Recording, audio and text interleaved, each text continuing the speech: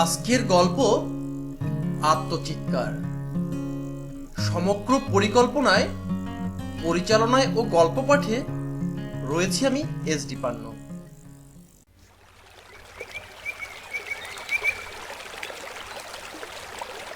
ঘুম ভাঙল পাখির কলকাকলিতে। বুঝলাম পড়ে আছি এক পাহাড়ের মাঝে। ঝর্ণার কিছু কলকলো ধ্বনি কানে ভেসে আসলো। বুঝলাম রাত থেকেই এখানেই পড়ে আছি। একটু একটু করে মনে পড়তে থাকলো পিছনের ফেলে আসা ঘটনাগুলো।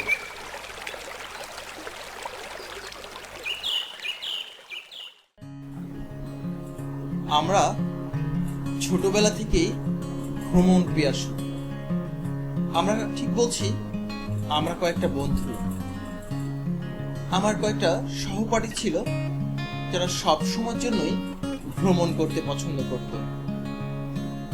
আর আমরা মাঝে মধ্যেই ভ্রমণের উদ্দেশ্যে রওনা হয়ে যেতাম। সে শুরু হয়েছে এসএসসি পরীক্ষার পর থেকে। আমরা যখন থেকে একা চলাফেরা করতে শুরু করেছি তখন থেকেই একটা ভ্রমণের নেশা চেপে বসেছে। তার একটা অবশ্য কারণও আছে। আমি ছোটবেলা থেকে ছবি তুলতে ও ছবি আঁকতে পছন্দ করি। ছবি তোলার নেশাটা যেমন পেয়ে বসেছিল ঠিক তেমনি পেয়ে বসেছে ভ্রমণ করার নেশাটা। নতুন নতুন জায়গায় ভ্রমণ করব আর সঙ্গে সঙ্গে সেসব জায়গার ছবি তুলব। আর ছবি তুলে অন্য সব বন্ধুদেরকে দেখানোর ভিতর যে একটা অন্যরকম নিকষ মজা আছে, একে অন্য কেউ না বুঝলেও আমি অনুভব করি।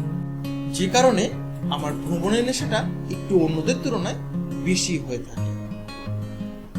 বহুবার বহু জায়গায় ভ্রমণে গিয়েছি, দেশের বাইরেও ভ্রমণ করেছি, তবে এবার ভ্রমণ করছি দেশের ভিতর, চিটাগাং। চিটাগাংয়ের একটি নাম চট্টগ্রাম। আর চট্টগ্রামের পাহাড় আর বিভিন্ন টিলায় সমৃদ্ধ। এসব অঞ্চলে প্রচুর পরিমাণে গাছে ছাওয়া পাহাড়গুলো দেখতে যেন সবুজের বনভূমি। শুনেছি লোকমুখে, নিজে যাওয়া হয়নি কখনো। এবার সবাই মিলে স্থির করা হলো যাব চিটাগাংয়ের পাহাড় দেখতে। আর যেই কথা সেই কাজ, খুব দ্রুতই আমরা ডিসিশন করে ফেললাম চিটাগাংয়ের পাহাড় দেখতে যাব। আর এ উদ্দেশ্যে সবকিছু গুছিয়েও ফেললাম খুব দ্রুত। প্রত্যেকে যে যার প্রয়োজনীয় কিছু সরঞ্জামাদি নিল, তবে ব্যাগের ভারটা একটু কমই নিলাম, কারণ বেশি দৌড়াদৌড়ি বা ঘোরাঘুরি করার জন্য তেমন একটা ভার থাকলে কষ্টসাধ্য হয়ে পড়ে। যে কারণে সবাই কিছু কম কম জিনিস নিলেও আমি সবকিছুর মধ্যে ক্যামেরাটা নিতে ভুললাম না। ক্যামেরা এবং টর্চ লাইট। রাত বেরাতে চিটাগাং শহরে শুনেছি নাকি বিদ্যুৎ সংযোগ প্রায় চলে যায়, যে কারণে লাইট নেওয়ার প্রয়োজনটা অনেক বেশি মনে করলাম। ঢাকা শহর থেকে আমরা যাত্রা করলাম, তবে একটি আকর্ষণীয় ব্যাপার হলো এর আগে কখনো ট্রেনে না ওঠায় আমরা সকল বন্ধু মিলে ইচ্ছা পোষণ করলাম আমরা ট্রেনেই যাত্রা করব।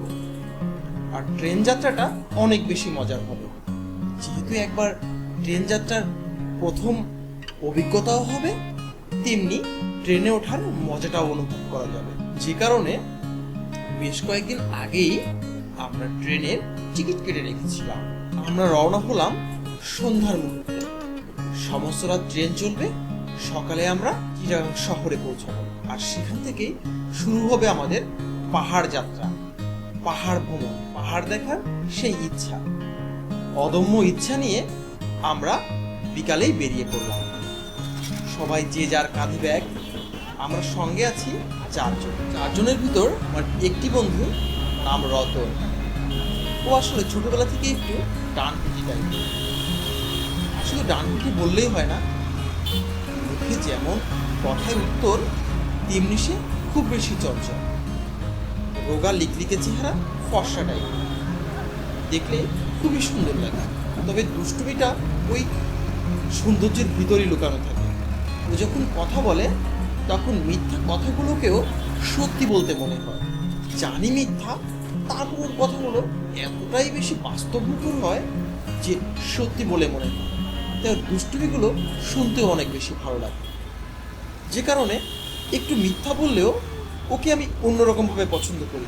এমনকি ও আমাদের আড্ডার আসরে না থাকলে আড্ডাটা তেমন জমেই ওঠে না, যে কারণে বিশেষ করে ওকে আমরা সব ভ্রমণের সঙ্গে নিয়ে থাকি। রওনা হলাম 4 বন্ধু মিলে। সন্ধ্যা 7টায় ট্রেন যাত্রা শুরু করলো। ঝিকঝিক ঝিকঝিক, প্রথম ট্রেন ভ্রমণ, প্রথম যাত্রা, আর চিটাগাং নতুন একটি শহর যেখানে আমরা প্রথমবারের জন্য রওনা করছি। তাই ভ্রমণটা খুব বেশি উপভোগ করছি। সঙ্গে কিন্তু খাবার দাবারও নিয়ে নিয়েছি। যেতে যেতে রাত হলো, কিছু সময়ের মধ্যেই অন্ধকার নেমে এলো। শীতও না, গরমও না, হালকা কিছু উষ্ণ আবহাওয়া, সব কিছু মিলে প্রকৃতি যেন এক অন্য রূপ ধারণ করেছে। ট্রেন চলছে তো চলছেই, ঝকঝক ঝকঝক অজানার পথে। আমরা বন্ধুরা মিলে আড্ডা দিচ্ছি, গল্প করছি। ক্রমশই রাত বাড়ছে, রাত গভীর হচ্ছে। ভ্রমণটা যেন আরো মজার হয়ে উঠছে। ট্রেনের ভিতরে যাত্রীগুলো তারা যেন অনেক আগে থেকে ট্রেন ভ্রমণ করতে সক্ষম, কারণ তাদের কথাবার্তা এবং আমাদের মতো যেন তারা উপভোগ করছে না ট্রেন যাত্রাটা, আমরা যেন একটু বেশি উপভোগ করছি। আসলে এমন হয়ে থাকে, প্রথম কোনো যাত্রার কোনো কিছু এমনই হয়তো হয়ে থাকে। বাইরের প্রকৃতিগুলোকে দেখছি যেন আস্তে আস্তে করে সব মিলিয়ে যাচ্ছে অন্ধকারের মাঝে। এক এক করে সবাই যেন আমাকে বিদায় জানাচ্ছে, হাতছানি দিয়ে বলছে যে যাও, দূরের পথে চলে যাও, যাও অজানার উদ্দেশ্যে। নতুন দিগন্ত যেন আমার জন্য অপেক্ষা করছে এক তারুণ্যতা নিয়ে। আমাদের ট্রেন ক্রমশই এগিয়ে চলছে। দুপাশের অন্ধকার ঝোপঝাড়গুলো দেখছি, জঙ্গল দেখছি।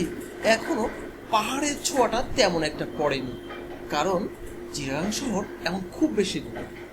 যত সময় না আমরা চিটাগাং শহরের আগ পর্যন্ত পৌঁছাচ্ছি, ততক্ষণ পর্যন্ত শুনেছি নাকি পাহাড়ের দেখা তেমন একটা মিলবে না। তাই মাঝে মধ্যে ছোটখাটো নদী দেখছি, পুল পেরোচ্ছি। পুল পেরোনোর সময় ঝকঝকটা একটু বেশি শোনা যাচ্ছে, যেমন টিনের থালা পাথরের উপর পড়লে যে একটা ঝনঝন আওয়াজ হয়, তেমন আওয়াজ পাচ্ছি মাঝে মধ্যে। মাঝে মধ্যে দু একটা স্টেশনে ট্রেনও থামছে। কিছু কিছু লোকের হাঁক ডাক, পথচারীর চলাফেরা এবং কিছু হকারের শব্দ কানে ভেসে আসলো। আমরা অবশ্য আমাদের সঙ্গে খাবার দাবার সব নিয়েই নিয়েছিলাম, তাই হকারের তেমন একটা প্রয়োজন হলো না। দু একটি হকার পাশে এসে চিৎকার করছে। হঠাৎ একজনের কাছ থেকে চাও খেলাম, নিজেদের মনটা আরেকটু চন্মনীয়। ক্রমশ আমাদের এগিয়ে চল। হঠাৎ একটি স্থানে ট্রেন ঝকঝক ঝকঝক দু একটা হুইসেল দিয়ে থেমে গেল। আমরা মনে করলাম হয়তো কোনো স্টেশন এসে পড়েছে, তাই হয়তো ট্রেন থামছে। কিন্তু কিছুটা অবাক ব্যাপার, কোনো স্টেশন না, জনমানব শূন্য। দুপাশে গহীন জঙ্গল আর পাহাড়ের অল্প কিছু সারি দেখা যাচ্ছে। বুঝলাম রাত গভীর হয়েছে, হয়তো চিটাগাং শহরের কাছাকাছি এসে পৌঁছেছে। ঘড়ির দিকে তাকালাম, রাত 4:45। অন্ধকারের মাঝে অন্ধকারটা যেন আরো বেশি গাঢ় হয়ে আসছে। অবাক দৃষ্টিতে দেখলাম দূরের জোনাকির আভাগুলো চিকমিক করে জ্বলছে, যেটি অনেক বছর ধরে দেখা হয়নি আমাদের। জোনাকি দেখতে এতটা সুন্দর যে আগে দেখলেও এখন যেন একটু বেশি সুন্দর বলে মনে হচ্ছে। জোনাকির চিকমিক আবহাওয়ায় প্রকৃতি যেন আরো সুন্দর করে নেচে উঠছে। একটি কথা খেয়াল করা হয়নি, একটুকু চাঁদও দেখা যাচ্ছে আকাশে। চাঁদের ফালিটা যেন আমাকে হাত ছানি দিয়ে ডাকছে, আমাকে যেন কাছে টানছে প্রকৃতি। ট্রেন কিছুক্ষণ থেমে যাওয়ায় আমার মনটা যেন একটু উদাসীন হয়ে পড়ল। মনে হলো একটু নেমে বাইরে থেকে যদি ঘুরে আসা যেত, তাহলে অনেক সময় বসে থাকার আলস্যটা একটু কেটে উঠত। তাই আমি ট্রেন ছেড়ে নিচে নামতে গেলাম। সঙ্গে সঙ্গে বন্ধুদের বাধা, কি করছিস, নামছিস সে? যখন তখন ট্রেন ছেড়ে দিবে, কোথায় যাচ্ছিস? আমি ওদেরকে বললাম একটু নেমেই আসে না, ট্রেন ছাড়বে এতটা সহজে না, কোনো একটা গন্ডগোল হয়েছে মনে হচ্ছে। কারণ অনেকেই ততক্ষণে ট্রেনের নিচে নেমে পড়েছে। আমি এদিক ওদিক তাকিয়ে দেখলাম অনেকেই নেমেছে। ওদেরকেও বললাম, চল না নিচ থেকে নেমে আসি। সবাই খুব কড়া সুরে আমার কথা প্রতিবাদ জানালো, এসব এই মুহূর্তে সম্ভব না, বয় তো দেখি ভালো লাগছে না এখন ট্রেন থেকে নামা, রাতও অনেক গভীর হয়েছে। রতন বলল, আরে চল, আমি তোর সঙ্গে যাব। আমি মনে একটু সাহস পেলাম। আমি ওকে নিয়ে নিচে নেমে পড়লাম। হাতে টর্চ লাইটটা, ক্যামেরাটাও নিলাম। জোনাকির ছবি তুলবো চাঁদের সঙ্গে মিশিয়ে, এটি অনেক দিনের ইচ্ছা ছিল, ইচ্ছাটা পূর্ণ হয়নি। ও বলল, ভালোই করেছিস, ক্যামেরাটা নিয়ে নিয়েছিস, আমার কিছু ছবি তুলবো আজকে। যেই কথা সেই কাজ, এক লাফে ট্রেন থেকে নেমে পড়লাম। সঙ্গে আছে রতন। দুজন মিলে ট্রেন থেকে নেমে কিছুটা সামনে এগিয়ে যাওয়াতেই আমরা দেখতে পেলাম সামনের ঝোপ জঙ্গলগুলোতে এত সুন্দর জোনাকি চিকমিক করে জ্বলছে, যেন আমাকে হাত ছানি দিয়ে রাখছে, যেন বারবার ডেকে ফিরে যাচ্ছে আর বলছে কতদিন যেন তারা আমার অপেক্ষায় বসেছিল, আমি যেন তাদের অপেক্ষায়। দু এক পা এগোতেই অবাক কাণ্ড, সামনে এক ফালি চাঁদের যে নির্জল আভাটা সামনের জলাশয়ে এসে পড়েছে। খেয়াল করে দেখলাম চিকমিক করে উঠছে চাঁদের সেই আভাটা। সেই চাঁদের অংশটা চিকমিক করে ওঠায় আমি আরো বেশি আনমনা হয়ে গেলাম। আমি সামনে এগিয়ে গেলাম নিজের উৎফুল্লতার সঙ্গে। আমি অবাক দৃষ্টিতে দেখছি, আমি যেন এমন মুহূর্তের জন্যই অপেক্ষা করেছিলাম অনেক বছর ধরে। সামনে দেখায় আমি রতনের একটি হাত চেপে ধরলাম, বললাম, চল সামনের দিকে। এত সুন্দর দৃশ্য আগে দেখেছিস কখনো? ও সঙ্গে সঙ্গে বলে উঠলো, হ্যাঁ হ্যাঁ, তাই তো, চল না, অনেক ভালো হবে। আমি একটু সামনে এগিয়ে যাওয়ায় ও খুব আনন্দিত। বেশ কয়েকটা ছবিও তুলে নিলাম। চাঁদের আলোয় ও বলল, আমারও কয়েকটা ছবি তুলে দে। তাই আমি ওকে বসিয়ে কয়েকটা ছবি তুললেও ওর মুখটা তেমন বোঝা গেল না, কারণ অন্ধকারে চাঁদের আলোয় আলোর অংশটা যেমন ঝিকমিকিয়ে উঠছে, তেমন ওর মুখটাও অন্ধকার হয়ে আসছে, যেন কোনো এক জঙ্গলের মাঝে ভয়ানক ভূতের ছবি তুলছি মনে হচ্ছে। আসলে চাঁদের আভাটা পিছনে পড়ায় এমনটি তৈরি হচ্ছে। আমি আরো সামনে এগিয়ে গেলাম, দেখলাম ঝিকমিক জোনাকিগুলো আরো বেশি চিকমিক করতে শুরু করেছে, যেন মনে হচ্ছে বালুর উপর মরিচিকাগুলো চিকমিক করে উঠছে। একবার গিয়েছিলাম সাগর অঞ্চলে, সেবার সাগরের বুকেও ঠিক এমন চাঁদের আলো পড়ায় এবং আশেপাশের আবহাওয়াকে মিলে এই চিকমিকি অংশটা এমন বেশি তারুণ্যতার সৃষ্টি করেছিল, সেটি আমার মনে আছে খুব বেশি করে। আর তার সঙ্গে জোনাকির হাঁক ডাক আমাকে যেন আরো মুখর করে তুলছে। হঠাৎ হঠাৎ দু একটা বুনো পশুর শব্দও শোনা যাচ্ছে, কিছুটা হুক্কা হুয়া আওয়াজ, যেটা ছোটবেলায় শুনেছি গ্রামে।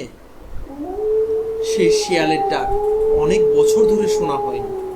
এগুলো আমাকে যেন আরো বেশি চঞ্চল করে তুলছে। দুজন মিলে আরো সামনে এগিয়ে যাওয়া, দু একটা ছবি তোলা, জোনাকিকে স্পর্শ করা। আমি একটি গাছের উপর জোনাকি বসে থাকায় তার উপর হাত স্পর্শ করলাম। কয়েকটা জোনাকি উড়ে চলে গেল, আবার কিছু জোনাকি আমার হাতে এসে বসলো। সবকিছু মিলে সে এক অবাক দৃশ্য, সে এক অবাক তারুণ্যতা, সে এক মনোমুগ্ধকর পরিবেশ। শিরশির করা হাওয়া, কখনো কখনো শিশির ভেজা অংশগুলো আমার হাতে লেগে হাতকে শিহরিত করে তুলছে। আসলে ছোটবেলা থেকে ভয় একটু আমার কম। জঙ্গলের ভিতর থেকে অনেকবার হেঁটে বেরিয়েছি, কখনো ভয়ের লেশ মাত্র লাগেনি। একটু ছোটখাটো ভয়ের অংশ থাকলেও আমাকে যেন সেটা নাড়া দিতে পারে না। আর রতন, ও তো আমার থেকেও এক ধাপ এগিয়ে, ভয়ের লেশ মাত্র ওর ভিতর নেই বললেই চলে। দুজনে আরো সামনে এগিয়ে গেলাম। এগোতে এগোতে জলাশয়ের এক পাশটি ধরে এগোচ্ছিলাম, কারণ জলাশয়টি একটি ধার ধরে, আর পাশে কিছু ঝোপ জঙ্গল এবং ঘাসময় অঞ্চল। গুটি গুটি পায়ে আমরা এগিয়ে গেলাম আর একটু ভিতরে। দেখলাম এখানে কিছু পাখি ঝিমোচ্ছে। রাতের বেলা হয়তো এভাবেই পাখিরা ঝিমোয়, আসলে কখনো এভাবে দেখা হয়নি। ঠিক জানি না এমন সবসময় হয় কিনা। আজ দেখছি কিছু পাখিরা ঝিমোচ্ছে। আমি ছোটবেলা থেকে পাখিকে একটু এড়িয়ে চলি, ওদের লোমশ অংশটা আমি তেমন একটা ধরি না, গার ভিতর কেমন ঘিন ঘিন করে, যে কারণে আমি ওদেরকে একটু এড়িয়ে চলি। তাই রতনকে বললাম আমাদের আরো ভিতরে চলে যেতে হবে। আমি ভিতরে যে একটি ঝুট জঙ্গল, ওখানে সব থেকে বেশি জোনাকির আনাগোনা, আর যেটিকে আমি একটু হাতে ধরে দেখতে চাই। একটু ভয়ের ছাপ থাকলেও তেমন একটি ওটা মনে তুললাম না, কারণ এত বেশি সুন্দর প্রকৃতির সঙ্গে ভয়টি যেন কোথায় মিলিয়ে গিয়েছে। তবে একটি কথা, একটু অচেনা জায়গা, একটু সামান্য ভয় তো মনে থাকেই। এটি স্বাভাবিক, নতুন জায়গা, নতুন অঞ্চল, একটু মনের ভিতর শিহরণ তো থাকবে। আরো দু এক পা এগিয়ে গেলাম। আমরা হাঁটতে হাঁটতে এতটা বেশি ভিতরে চলে এসেছি আমরা নিজেরাও বুঝতে পারিনি, কারণ প্রকৃতির এই টান আমাদের এত ভিতর যে কখন নিয়ে চলে এসেছে আমরা নিজেরাও বুঝতে পারিনি। পিছন থেকে হঠাৎ করে ট্রেনের হুইসেল শোনা গেল। ট্রেনের শব্দ শোনায় হঠাৎ করেই মনে হলো, কি করছি আমরা? অনেক ভিতরে চলে আসলাম, ট্রেন কোথায়? আমাদের যেতে হবে। ট্রেন কি তাহলে ছেড়ে দিল? পিছন ফিরে বিস্ফারিত চোখে তাকিয়ে আমার গায়ের রক্ত হিম হয়ে এলো। আমি অবাক হয়ে অসাড় পাথরের মতো দাঁড়িয়ে আছি। দূর থেকে ট্রেনকে দেখছি একটু একটু করে সামনের দিকে এগিয়ে যাচ্ছে। আর আমরা যদি এখন নিঃশ্বাসেও দৌড়াই তাহলে ট্রেনকে ধরতে পারবো না, কারণ ট্রেনটি আরো বেশ আগেই ছেড়ে দিয়েছে, বুঝতে পারিনি। অবাক হয়ে রতনের হাতটি চেপে ধরেছি দু হাত দিয়ে। ও যেন অস্ফুট ছড়ে একটু চিৎকারও করে উঠল, কিন্তু চিৎকার করলে কি হবে? ট্রেন ততক্ষণে বেশ কিছু দূর এগিয়ে গিয়েছে। আমরা বুঝতে পেরেছি আমরা হারিয়েছি ট্রেনটাকে। ট্রেনটা আমাদের ছাড়িয়ে ক্রমশ দূর থেকে দূরে চলে যাচ্ছে। আমরা যেন বেশি দূর থেকে দূরে হারিয়ে যাচ্ছি এক অজানার মাঝে, অজানা প্রকৃতির মাঝে।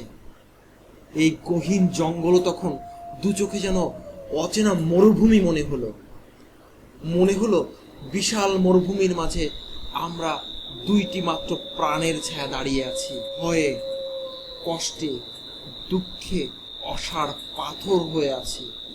আমরা যেন দুইটি প্রাণী এই মরুভূমির প্রান্তে দাঁড়িয়ে আছি। এত বড় গহীন জঙ্গলকেও যেন মরুভূমি বলে মনে হচ্ছে।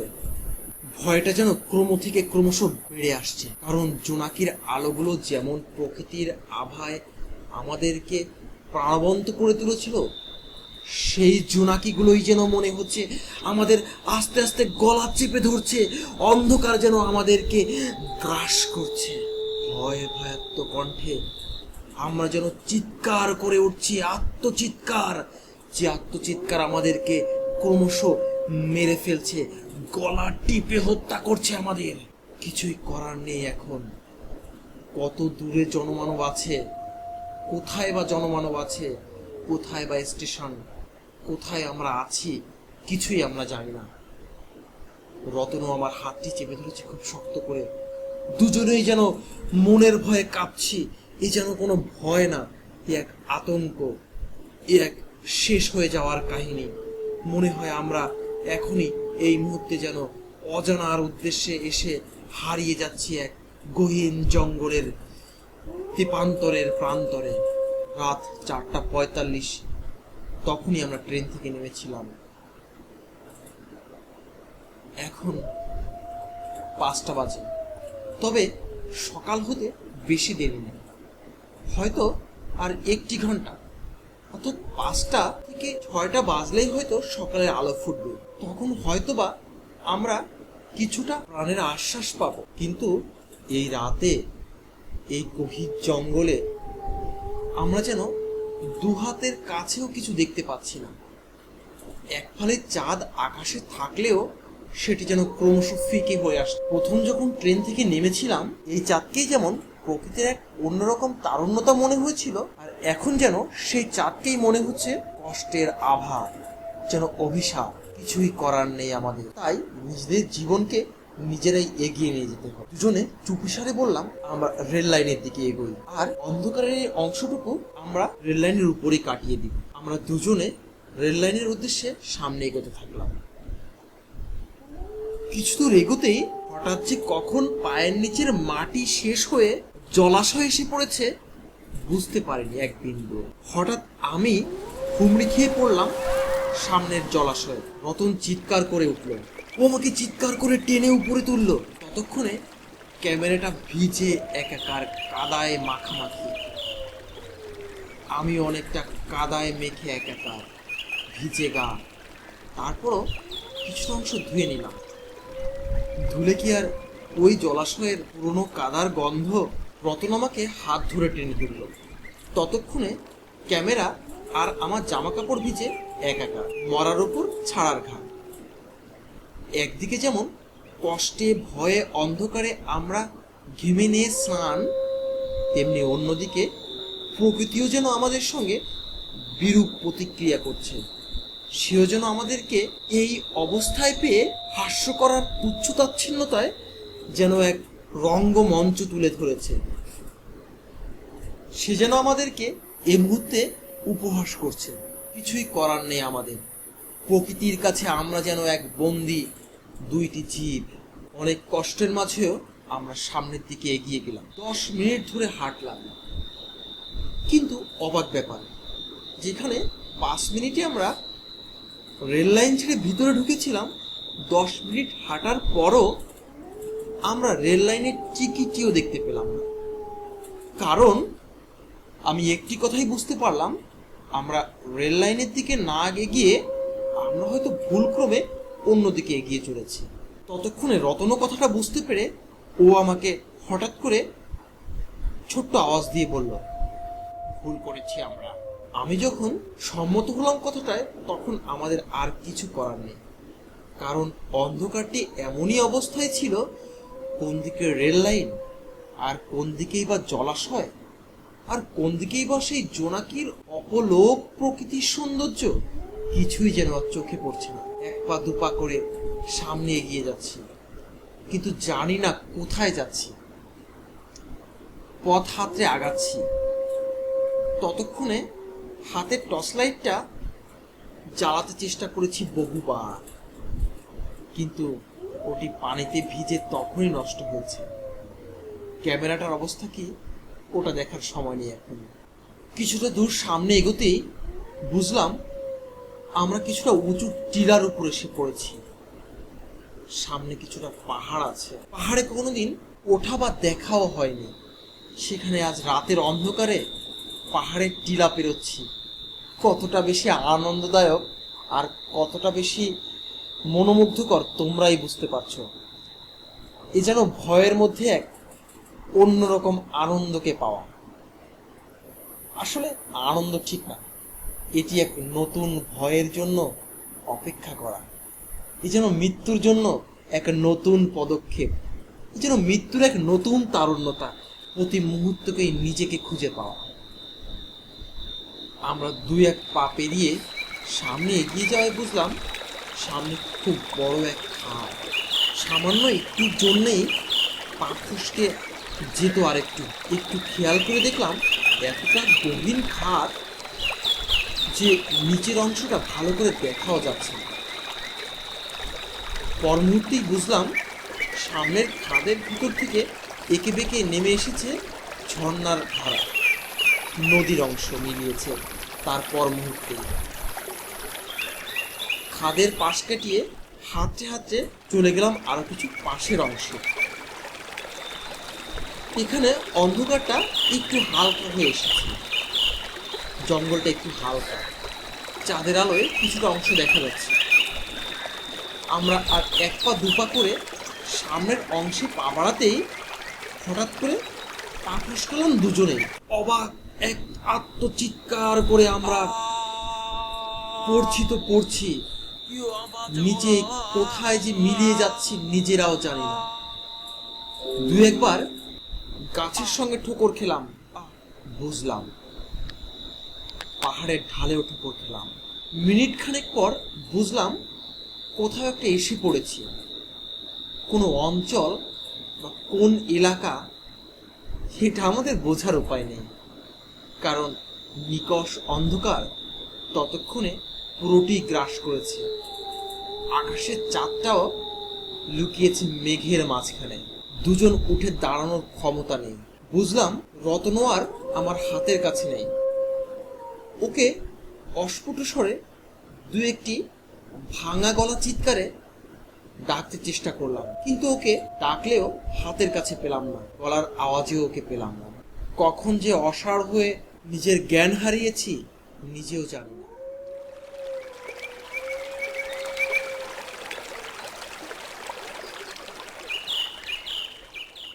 বুঝলাম আমি শুয়ে আছি কোনো এক প্রান্তরের মাঝখানে। আস্তে আস্তে চোখ মেললাম, দেখলাম কোনো এক দিগন্তর মাঝে পড়ে আছি আমি। দুপাশে ঝোপ জঙ্গল আর উঁচু উঁচু পাহাড়ের সারি, যেমনটি বিভিন্ন সিনেমায় দেখেছি। পাহাড়গুলো যেন মাথা উঁচু করে এমনভাবে দাঁড়িয়ে আছে আমাকে যেন গ্রাস করতে চাচ্ছে। উঠে দাঁড়ানোর চেষ্টা করলাম, ততক্ষণে বুঝতে পেরেছি হাতের ক্যামেরা, লাইট বা অন্যান্য যা কিছু ছিল কিছুই আর কাছে নেই। কোথায় মিলিয়ে আছে খোঁজারও উপায় নেই। দাঁড়াতে গিয়ে পায়ে ব্যথা অনুভব করলাম, হাতের কিছুটা অংশ ব্যথা অনুভব করলাম। বুঝতে পারলাম উপর থেকে পড়ে যাওয়ার জন্য হাত এবং পায়ে কিছুটা চোট লেগেছে। কিছুটা বলছি কেন, খুব বেশি চোট লেগেছে। রাত্রে ধরে সকাল কয়টা বাজে এটি দেখলাম হাতের ঘড়িটায়। হাতের ঘড়িটা নষ্ট হয়নি, ওয়াটারপ্রুফ ঘড়ি কিনেছিলাম, ভাগ্যিস নষ্ট হয়নি পানির তোড়ে। দেখলাম সকাল 10টা বাজে, অর্থাৎ রাত 5টা থেকে শুরু করে আমি এখানেই পড়ে আছি। আর ততক্ষণে মনে হলো আমার রতনও আমার সঙ্গে ছিল। ও কোথায় আছে ওকে দেখতে পাচ্ছি না আশেপাশে কোথাও। আমি একটু অস্ফুট ছিল চিৎকার করে ডাকলাম, রতন রতন রতন। সাড়া মিলল না। আমি আশেপাশে তাকালাম, শুধু ঝোপ জঙ্গল, গাছপালা আর পাহাড়। এই প্রকৃতির যেন এক নতুন খেলা আমাকে নিয়ে এসে যেন নতুন করে খেলছে, আর ক্ষণে ক্ষণে যেন চিৎকার করে হেসে হেসে উঠছে, আমাকে নিয়ে এসে উপহাস করছে। আজই বুঝলাম প্রকৃতি শুধু সৌন্দর্যের দিকেই টানে না, প্রকৃতি মানুষকে নিয়ে উপহাস করতে পারে।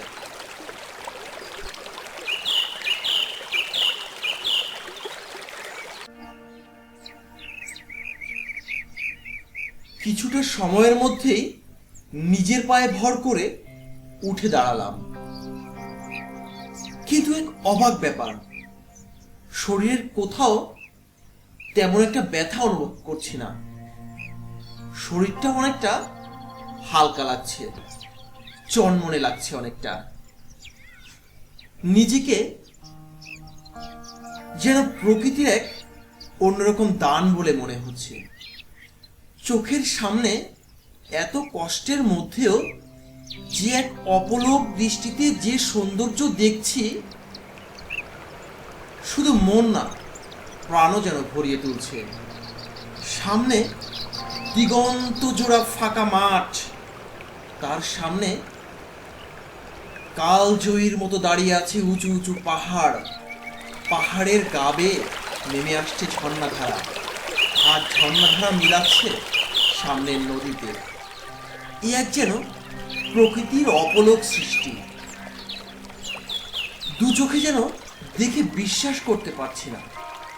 দু চোখে দেখে মনে হচ্ছে আমি এক রূপকথার দেশে বসবাস করছি। দূর থেকে দু একটি বন্য পশুর ডাক কানে ভেসে আসলো। পাখির কলকাকলিতে মুখরিত চারিদিক। শুনতে পাচ্ছি ঝর্ণার কলকল ধ্বনি। সবকিছুর মধ্যেও একটু পাশে তাকিয়ে দেখলাম কিছু বুনো বক মাছ ধরে খাচ্ছে। কিছু দূরে একটি হাতির পাল এদিক ওদিক ছোটাছুটি করছে। সঙ্গে তাদের ছোট শাবক। তাদের জন্য ছোট ছোট গাছের ডাল ভেঙে তাদের সামনে তুলে ধরছে। অপলক দৃষ্টিতে সবকিছু দেখছি আর বিভোর চোখে ভাবছি, আমি কি স্বপ্নের দেশে আছি? এত সুন্দর প্রকৃতি দেখা হয়নি কখনো। এই পৃথিবীতে জন্মগ্রহণ করেও আমি কখনো দু চোখে এত সুন্দরভাবে দেখিনি এই প্রকৃতিকে। কিছুটা দূরে দেখলাম গাছে ঝুলছে কিছু বাদরের দল। তারা কিচিরমিচির ডাকাডাকি করছে আর এ গাছ থেকে ও গাছে লাফঝাপ চালাচ্ছে। তারা যেন স্বাধীন দেশের স্বাধীন নাগরিক। নাগরিকত্বের ছোঁয়া না পেলেও তারা যেন অন্যরকম এক স্বাধীন দেশের বসবাস করছে। আমরা মানুষরা কখনো পারি না এমন থাকতে। যদিও আমরা স্বাধীন হয়েও আমরা অনেক সময় সামাজিক আবদ্ধতার কারণে পরাধীন হয়ে থাকি। কিন্তু এদের কোনো পরাধীনতা নেই। এরা নিজের চিত্তে নিজের ইচ্ছায় যেন চারদিকে ইচ্ছা মতো ছোটাছুটি করতে পারে। কিছুটা সামনে এগিয়ে গেলাম, দেখলাম পাহাড়ের গায়ে ছোট্ট একটি গুহার সৃষ্টি হয়েছে। গুহার ভিতরে একটু নজর দিয়ে দেখলাম নিকষ অন্ধকার। এতটা অন্ধকার যে আমার গাটা অনেকটা শীতল হয়ে আসলো। আমি চোখটা বের করে পাশের জঙ্গলের দিকে তাকালাম। দেখলাম ঘাসের গায়ে ঝুলে আছে কিছু পাখির বাসা। সেখানে পাখির বাসাগুলো ঘাসের সঙ্গে দোল খেয়ে ফিরছে। আমার মনটা যেন একটু অন্যরকম করে নেচে উঠল। দু একবার সামনে এগোলাম, দেখি পাহাড়ের ঢালটা আরো বেশি নিচুতে নেমে গিয়েছে। যেটা এত সময় আঁচ করতে পারিনি, পাহাড়টা কিছু দূর গিয়ে ঝর্ণা থেকে নদী এবং নদী থেকে সাগরে মিলিয়েছে। কোনোখানে জনমানবের দেখা নেই। এ যেন এক অন্য জগৎ, এ যেন এক অন্য প্রকৃতি, এ যেন প্রকৃতিকে অন্য রকম ভাবে পাওয়া। আমি কিছুটা সামনে এগিয়ে গেলাম। জঙ্গলটা এখানে আরেকটু ঘন হয়েছে। ঘন জঙ্গলের মাঝে কিছু কিছু গাছের গায়ে শ্যাওলা জমেছে। গাছগুলো কিছুটা অপরিচিত। এমন গাছ যেন আমি এর আগে কখনো দেখিনি। হয়তো বুনো জঙ্গল, এমন জঙ্গলে আসা হয়নি। পাহাড়ি অঞ্চলের গাছগুলো হয়তো এমনই হয়, জানি না তো। আসেনি তো কখনো আগে পাহাড়ে। আজ নিকষ দুর্ঘটনায় পড়ে এসব দেখার সৌভাগ্য হলো মাত্র। আজ ক্যামেরাটা যদি ঠিক থাকতো, কিছু মনের আনন্দে কিছু ছবি তুলে নিতাম, দেখাতে পারতাম সবাইকে। কিন্তু সেটি আর সম্ভব নয়। নিজের চোখে যেন নিজের মনের ভিতরই ছবিগুলোকে আবদ্ধ করে নিচ্ছি। প্রতিটা মুহূর্তে ভাবছি আমি যেন উড়ন্ত বলাকা। আমি যেন আকাশে উড়ছি দু ডানা ঝাপটে, আর উপর থেকে পাখির দৃষ্টিতে দেখছি এই অপলক প্রকৃতিকে। প্রকৃতির এই রূপ আমি যেন আগে কখনো দেখিনি। কিছুটা দূর হাঁটতে হাঁটতে আমি এতটা গহীন জঙ্গলে চলে এলাম, শব্দটা যেন একটু থমথম হয়ে এসেছে। আমি শব্দগুলোকে একটু কান পেতে শুনতে চেষ্টা করলাম। এক অন্য ধরনের শব্দ। চারদিক থেকে যেন কিছু লোকের হাঁক ডাক শোনা যাচ্ছে।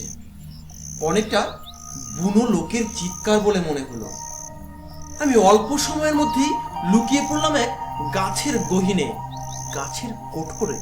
কিন্তু শব্দটা ক্রমশ আরো বাড়তে শুরু করলো, ক্রমশ যেন আমার কাছে আসতে শুরু করলো, আমাকে যেন আষ্টে পৃষ্ঠে ধরতে শুরু করলো। আমি ভয়ে, আমার গায়ের কাঁটা শিহরিত হয়ে উঠলো। আমি ভয়ে ভীত সন্তুষ্ট হয়ে আমি সেই গাছের কোঠরে চুপটি করে বসে আছি। শুধু দু চোখ মেলে দেখছি সামনের ঘটনাগুলোকে।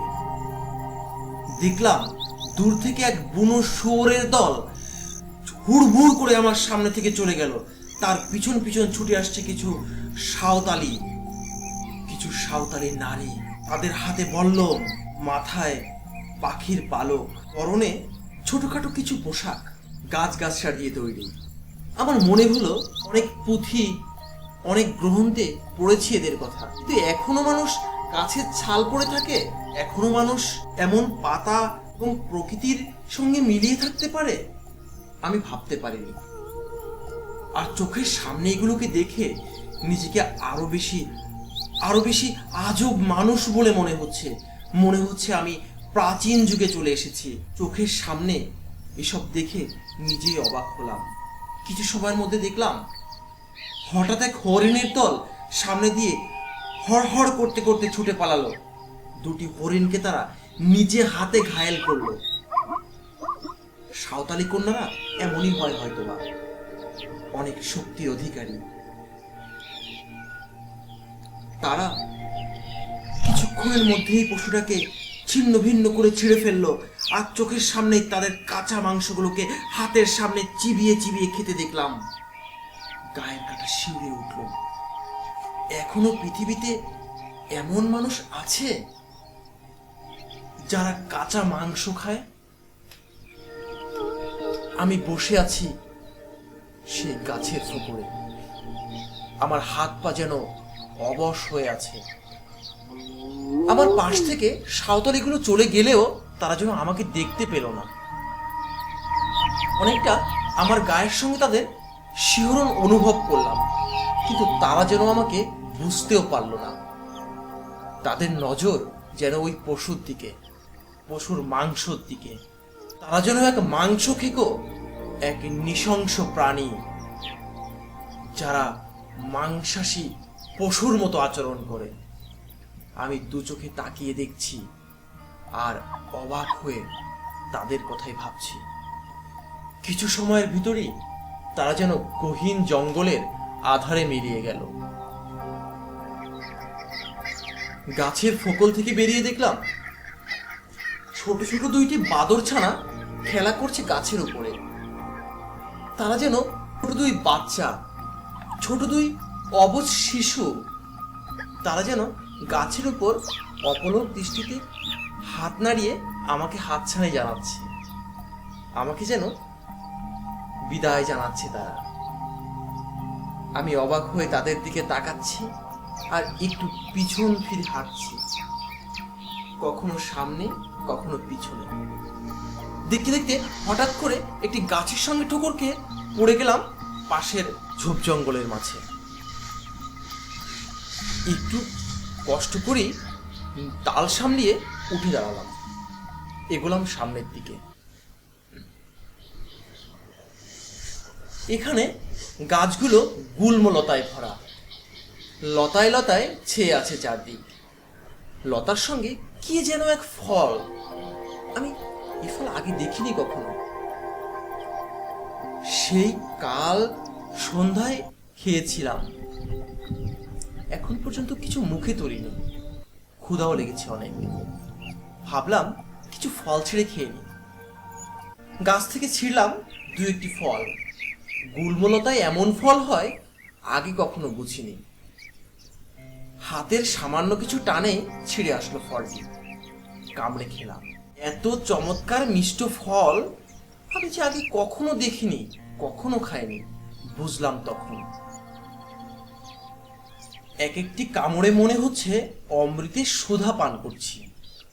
অমৃত আসলে কখনো চেখে দেখা হয়নি, লোকমুখে শোনায় মনে যে এক অপলক দৃষ্টির বাসা বেঁধেছিল, এই ফল খেয়ে যেন তার তৃপ্তি অনুভব করলাম। একটু সামনে এগিয়ে গেলাম,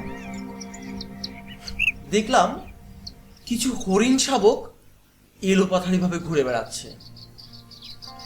আমিও যেন ওদের পিছন পিছন সামনের দিকে এগোতে থাকলাম।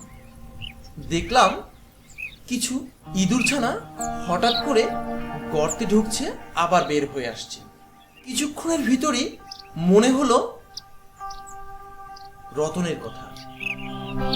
আমি তো সকালে উঠে ওকে দেখিনি, খুঁজেও দেখিনি। কোথায় আছে ও? ওকে আসলে বেঁচে আছে নাকি পাহাড়ের গহীনে অতল তলে তলিয়ে গিয়েছে সে? হঠাৎ করে ভাবতে গায়ের কাটা যেন কেমন শিউরে উঠল, লোমগুলো খাড়া হয়ে গেল। আমার মনে হলো আমার বন্ধুটিকে আমি একা ফেলে এসেছি। এত সময় কোথায় ঘুরে বেরিয়েছি, একটু মনে পড়েনি ওর কথা? আমি ওকে খুঁজতে বের হলাম। আমি আবারও ফিরতে শুরু করলাম, কিন্তু ফিরতে গিয়ে আমি যেন আর পথের দিশা খুঁজে পাচ্ছি না। পথ যেন পথের মাঝেই মিলিয়ে গিয়েছে। আসলে এসব পথ এমনই হয়, চেনা ঝোপ জঙ্গল না হলে ফিরে আসা যায় না কখনো।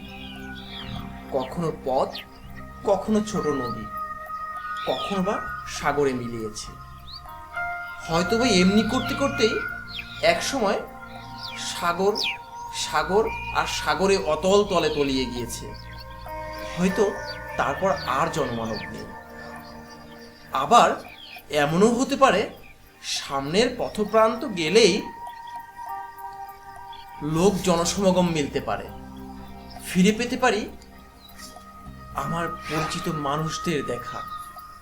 এতটা সময় পেরিয়ে গিয়েছে, এখন একটি লোকেরও দেখা পাইনি সভ্য সমাজের। আমি কি ফিরে আসতে পারবো কখনো? আমি কি আবার ফিরে আসতে পারবো আমার মায়ের কোলে? হঠাৎ এ কথা ভাবতেই কখন যে দু চোখের কোণে পানি চলে এসেছে বুঝতেও পারিনি। দু চোখ গড়িয়ে দু এক ফোঁটা পানি পড়লো পায়ের কাছে। শব্দ হলো না, শুধু পাতার উপর দু এক ফোঁটা পানির শব্দ শোনা যায় না, কিন্তু শোনা গেল হৃদয় ভাঙা কান্না, মনের কষ্টের সেই কষ্ট ভাঙার সেই অনুভূতি। মনটাকে কিছুটা শক্ত করলাম, সামনের দিকে এগিয়ে চললাম। নতুন বেঁচে থাকার স্বপ্ন নিয়ে আরো কিছুটা সামনে এগোলাম। সামনে হাঁটতে হাঁটতে হঠাৎ করে চোখে পড়লো একখানি নদী, যে নদীর পানি নীল। পানি যে এত নীল হতে পারে আগে কখনো বুঝিনি। নদীর পানিতে নিজের গা ভাসাতে ইচ্ছা করলো। সমস্ত রাত ধূলিকণায় মাখো মাখো হয়ে আমি যেন ক্লান্ত, আমি যেন পরিশ্রান্ত। আমার মনে হলো ওই নদীর পানিতে নিজেকে একটু ভিজিয়ে নিই। ঝাঁপিয়ে পড়লাম ওই নদীতে। এত খরস্রোতা নদী আমি আগে দেখিনি কখনো।